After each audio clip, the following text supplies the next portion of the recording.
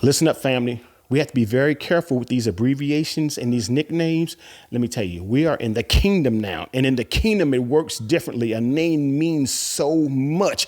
Don't you know that Abram means exalted father? How many of us would have been satisfied with that, but not God? God said, no, I'm going to call you the father of multitudes. Matter of fact, let me change your name to that. So whenever anyone calls your name, they're calling you the father of multitudes. Now look at it. John, now this is just me.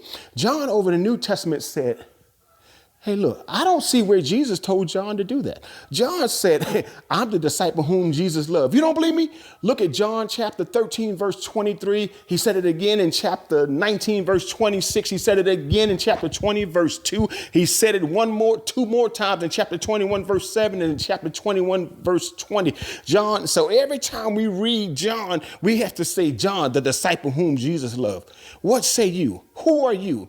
Are you the one who Jesus loved? Because I know I am. That in and of itself will change the whole dynamic of how you see yourself. And when you begin to see yourself as someone that Jesus loved, that doesn't mean he doesn't love them.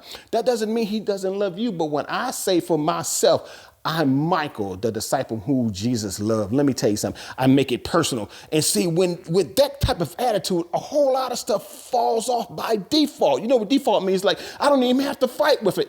See, because when I know I'm loved, when I know that he loves me, that changes some of the behaviors and some of my thinking automatically. There's some stuff that you can't put over on me because I know that, hey, listen, he loves me. When he was up there on the cross dying, he thought about me. I said this to somebody one time. I said, we know Jesus never sleeps or slumber, but just for the sake of this argument, for me to make my point, right? What if Jesus did sleep? I don't believe he could sleep. I don't believe he could sleep because every time he tried to lay down, he just couldn't see. He had me on his mind. He got to get up and say, talk to the Father on my behalf. Whether it's something good or bad, he's always going to the Father on my behalf. He couldn't even get no rest. But we know that's not true. But that's the way I know that he loves me. That's the way you have to know that he loves you. If he didn't think of no one else in the world, he thought of you. Now, we know that's not true, that he did think of everyone else in the world, but you got to make it personal. You got to make it like I just can't, when your child, something's going on with your child, right? And you just want them to be blessed. You just want to know them to love. You can't even sleep. So if Jesus were a sleeping man, if he were a sleeping person, I think he couldn't get no sleep. Every time he tried to lay his head on that pillow, he'd get up, he'd go into the Father. He'd go, Dad, what about Mike? What about Mike? What about Mike? He's thinking, Lord, bless him. You told me you would bless him. You told me if I died and I shed this blood for him, you would give him everlasting life. You told me. So listen, you have to understand that you are the one whom he loved.